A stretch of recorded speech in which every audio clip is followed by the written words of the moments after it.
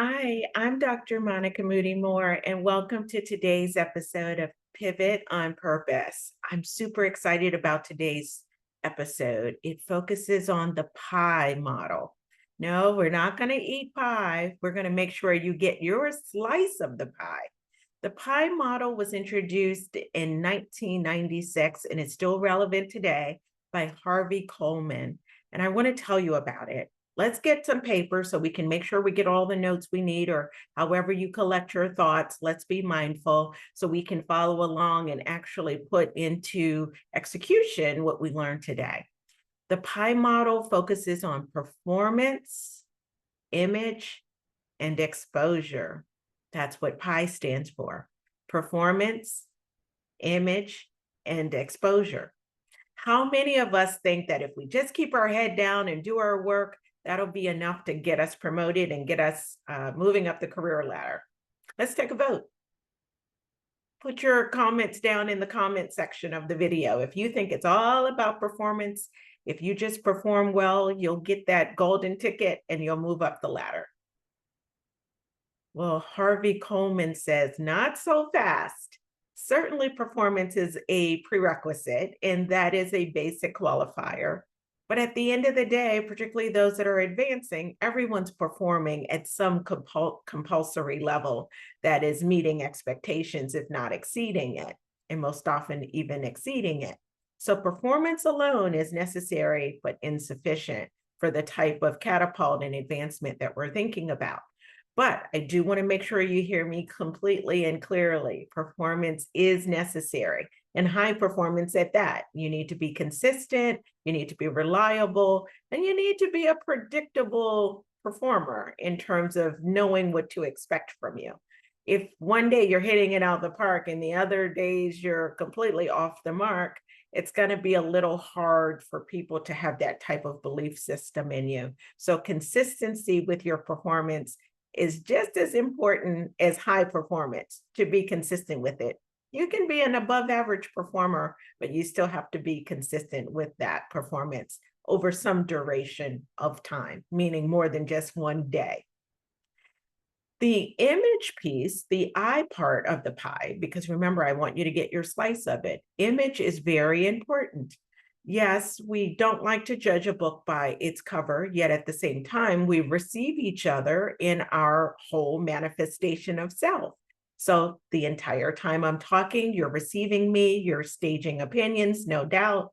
You're making decisions for yourself about either my credibility, my legitimacy, whether or not you choose to listen to me or kind of cancel this video altogether. Hopefully you're with me, and please click like and share and subscribe. I do appreciate that. It helps to amplify the channel. And more importantly, it helps to ensure that this free content reaches as many people as possible. So I do appreciate your willingness to help advance this content in the marketplace.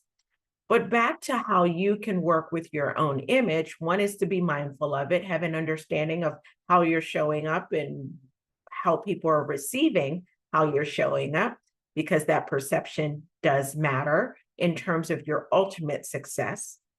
For those who believe that I can do what I want, it doesn't matter what anyone thinks, you're entitled to that opinion, and I respect it, and you can go forward with that belief, and hopefully that works out for you as well. But for those who understand that we're all socially constructed as humans, right? Humans do take social guidance from other humans. That's what makes us human. We're socially produced. That said, understanding how your image is received by others in the workplace is advantageous. Yes, you can get that from a 360. Yes, you can use context clues as to how others receive you or partake in what you're sharing with them or not. But be careful with making judgments on your perception of their perception. I do encourage you to get more of a 360 view and to triangulate so that you're not just trying to stage your opinion based on one feedback loop. Try to get it from multiple dimensions. You have perhaps people at work if you're already in the workplace. You have perhaps people in your family, people in any social groups or community groups that you may be a part of, faith-based groups. community organized groups, etc. Just try to get as much feedback loop as possible. But your image, do people see you as dependable, as a communicator, as a team player, or do they see you as difficult and someone who's not on their A game or someone who drops the ball frequently? Having an understanding of that perception does matter in terms of your ability to advance in the workplace. But ultimately, the exposure is what trips so many people up. Not being invited to the table or not having any insights at all into other teams or to cross functional work or into a broader landscape. Even if your work environment is a little hierarchical or siloed, or people don't get those types of opportunities to spread their wings, you can still learn a lot. There's so much free knowledge and content out there. This video is one example of that. If you've never heard of Harvey Coleman, now you have. 1996 is when he introduced this model, and it is still relevant in 2025. Performance, image, exposure. How to ask for broader exposure if you believe that that is a deficient area for you. Well, certainly you can ask your supervisor or manager or those in which you work if you can be on different projects, if you can do job rotation, if you can shadow people, or even if you can just get reports or see information that's publicly available, or volunteering. Everyone loves a good volunteer, right? They can get more understanding of things just simply by volunteering your time. I do offer a degree of caution with that. You want to make sure you're not inundated to a point where it takes you off your A game for your actual work. But getting exposure to things outside of your typical 9 to 5 is very helpful. Examples may include, for those that want to do fundraising, but they're not in a fundraising role, being on a school fundraising drive, for example, if you have children, or if you can just volunteer for some of these organizations that are frequently trying to raise money.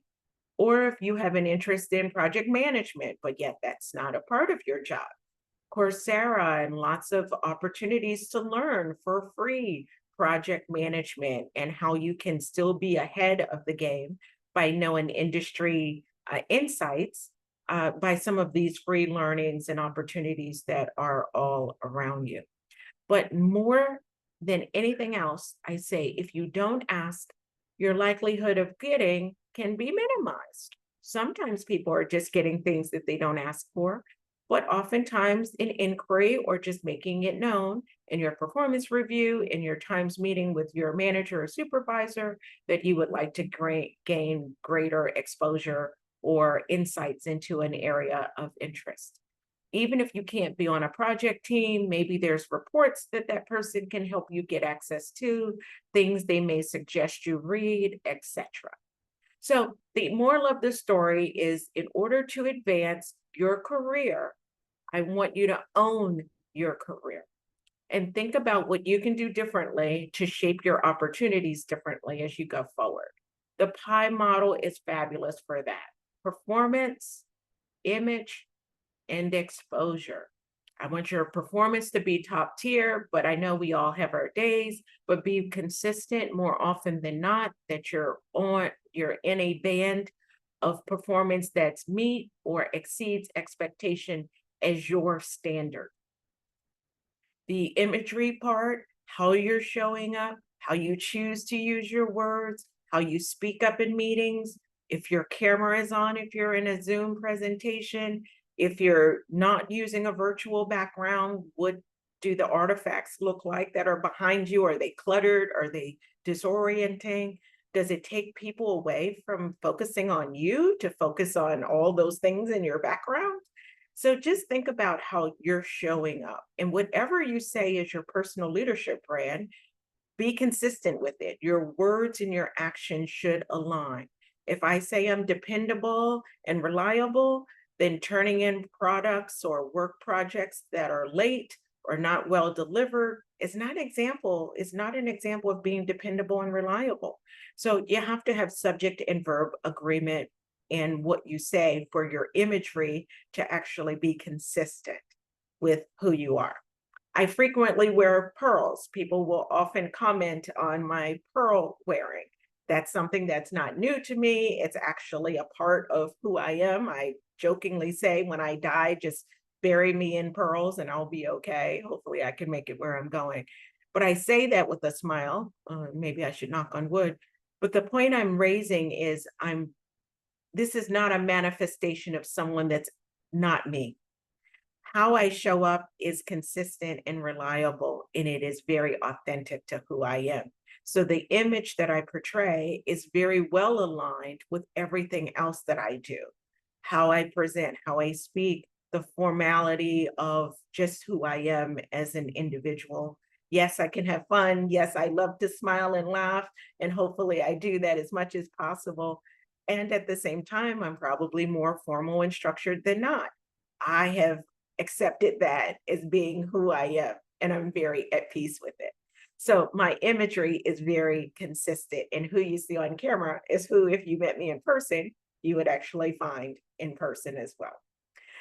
Lastly, the most important piece of this that can't be dismissed because it's the piece that people often overlook is the exposure. Are you positioned like that end cap at the grocery store? You get those chips because it's positioned that way for you to take advantage of it. Are you getting in position so that you can be exposed to the things that will help you learn and grow at work? And if you're not, first of all, I need you to ask for it. Two, you probably need to take an inventory of what some of those assets are that you want to be more exposed to and have a short list of some of the new exposures you want to get. Look for free ways or free opportunities to get that exposure. So much free content that's out there. So you can certainly learn, even if your boss says, no, you're not going to training. No, you can't be a part of that committee. Even if that person says no, you can still get to yes for yourself in ways that are helpful. So for today's episode, I just wanted to leave you with the P.I.E model. Get started, write down some thoughts for yourself, how you believe your performance, image, and your rate of exposure, how it is adding up in terms of what you most desire. I hope that you're taking inventory of what you would like to do in your career and you're keeping that top of mind because the exposures you may want next can lead to those types of careers if you're already mindful and intentional about what those responsibilities include so you can start to add them to your experience and toolkit now. Thanks for tuning in and join me next time. Remember to click like, share, subscribe, and just make sure we're spreading the word so that as many people as possible can learn and grow together. Thanks for joining me for today's episode of Pivot on Purpose. See you next time.